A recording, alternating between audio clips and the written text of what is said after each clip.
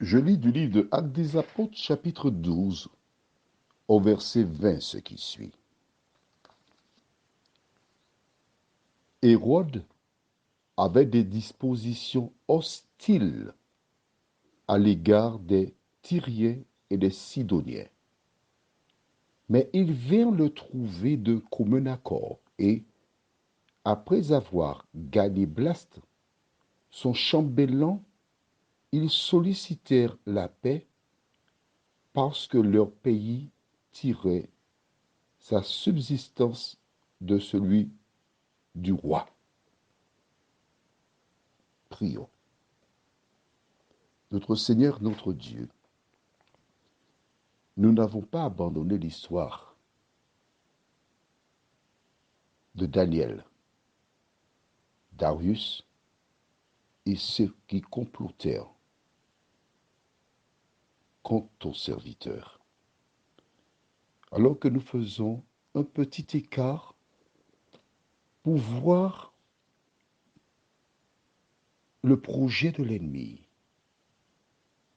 nous te demandons, Seigneur, de nous éclairer afin que nous puissions mieux te connaître et nous préparer pour l'éternité. Cette grâce, nous te la réclamons. Au nom de Jésus, pour ta gloire éternelle. Amen. Pour rappel, voici les ennemis de Daniel qui décidèrent d'aller vers le roi Darius et lui ont demandé de voir dans quelle mesure il pourrait rédiger un édit interdisant à quiconque de faire une prière en dehors de lui, le roi Darius.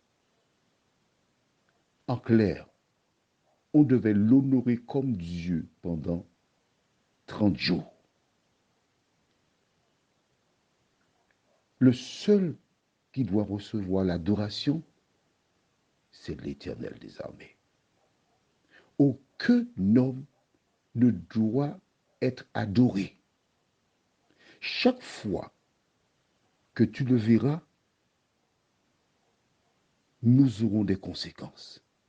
Et cet homme, Hérode, il était en guerre avec des gens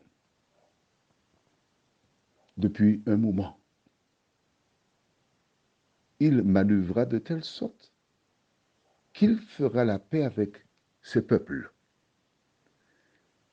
Et ayant atteint son objectif, le même diable qui incita Nebuchadnezzar à croire que c'est lui qui avait tout, le même diable qui incita plus tard Belshazzar à se révolter contre Dieu, le même diable qui incita maintenant ces personnes qui étaient des ennemis de Daniel pour inciter Darius de rédiger un édit obligeant aux hommes d'adorer Darius. Le même diable, encore lui, qui ira vers Hérode pour l'inciter à croire qu'il a tous les pouvoirs. Nous verrons la suite de cette histoire demain. Mais il est important pour toi de souligner avec moi que plusieurs personnes qui essayèrent de s'attribuer la gloire, l'honneur, recherchant l'adoration des hommes, ces personnes sont mandatées à plein temps pour représenter l'ennemi. La seule personne devant laquelle tu dois te prosterner, la seule la personne, le seul être devant lequel tu dois te prosterner, c'est l'Éternel des armées, lui seul. Chaque fois qu'il dit quelque chose, l'ennemi invite toujours à faire le contraire. Toutes les fois que tu fais le contraire, tu appartiens au camp de l'autre. Prions, notre Seigneur et notre Dieu, combien nous te sommes reconnaissants en cette fin de journée pour tous les bienfaits que tu as déversés sur nous. Merci pour la connaissance de la vérité. Merci pour la protection de ces anges. Merci pour le sang de Jésus qui nous purifie de tout péché. Merci pour l'assurance qu'un jour, nos yeux verront Jésus Et à ce titre, seuls ceux qui ont fait la paix avec lui, qui marchent selon sa parole, pourront un jour fouler les parvis de la nouvelle Jérusalem. Nous comptons sur toi, Seigneur.